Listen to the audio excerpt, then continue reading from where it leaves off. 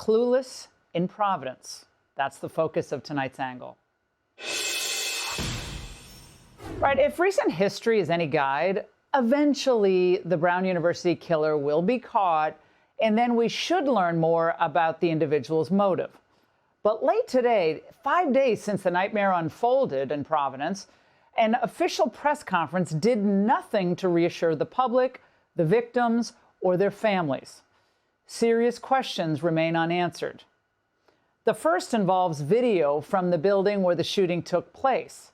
Now, what was said yesterday, that the old part of the building didn't have cameras, seemed to have been contradicted today by the provost.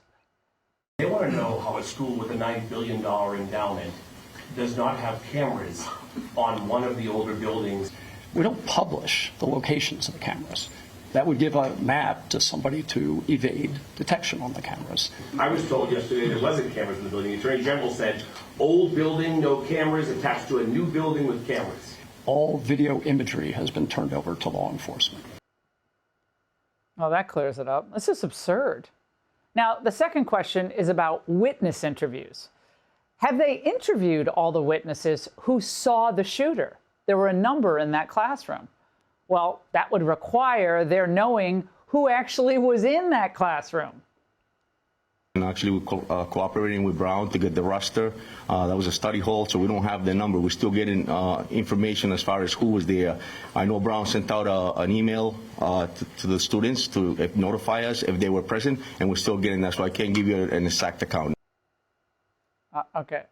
They sent an email? Wow, that's terrific. How high-tech of them.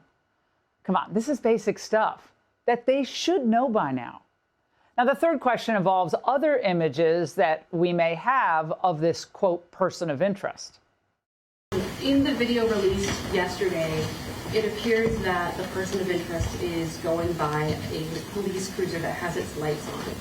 Does that mean that the dash cam in that cruiser was on and activated, and have police been able to recover anything useful from that video? So that was a Brown police cruiser, and I'm not sure if they have body cameras in their cruisers. I don't think they do. Okay, well, why would we expect anyone to know these basic facts? Okay, he's the police chief. He didn't think to ask Brown University PD if its police cars had dash cams. I mean, they're desperately looking for information about this person of interest.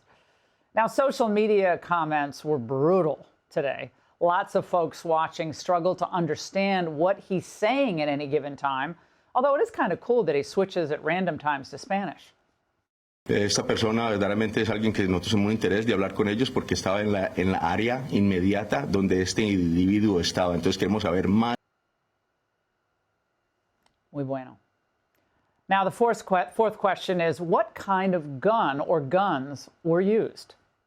We are not in a position to say, unless the chief, you want to square it, whether this was a long gun or not. I think that there's been an account from the TA.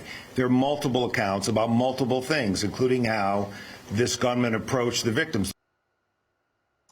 I could go on and on here. Of course, we need to be fair. These investigations, though, are not easy. We're not saying they are easy.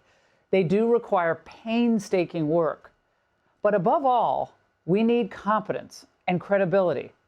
And while it's standard procedure to ask for help from the public, and that can be critical in an investigation, Rhode Island AG Nerona took it further. Well, look, certainly it would behoove everyone, including the shooter, to provide information to law enforcement and to the shooter to turn himself in. Did he really say that? Yeah, I'm sure at any moment the shooter's getting ready to call the tip line. Now, you know they're in over their heads when simple questions elicit indecipherable non-answers. Have you found any DNA evidence from the crime scene or the area that you believe might belong to the shooter? So we have found a lot of evidence that we need to, and we use and utilize it to hopefully guide us in the right direction in order to identify the individual that we're looking for. Any of that been DNA evidence? This actual physical evidence, there's DNA evidence, there's a lot of evidence that we're collecting to ensure that we can find the answer. Why doesn't he just say we don't have any DNA evidence? Apparently they don't. Yes, we've even seen some of these efforts, though, to gather evidence kicking around the snow. Well, you never know what's under the snow. Look, perhaps rather than holding press conferences at this point, they should just post relevant new information online. Let the expert investigators do their work. They're the pros. And that's The Angle. Hey, Sean Hannity here. Hey, click here to subscribe to Fox News YouTube page and catch our hottest interviews and most compelling analysis. You will not get it anywhere else.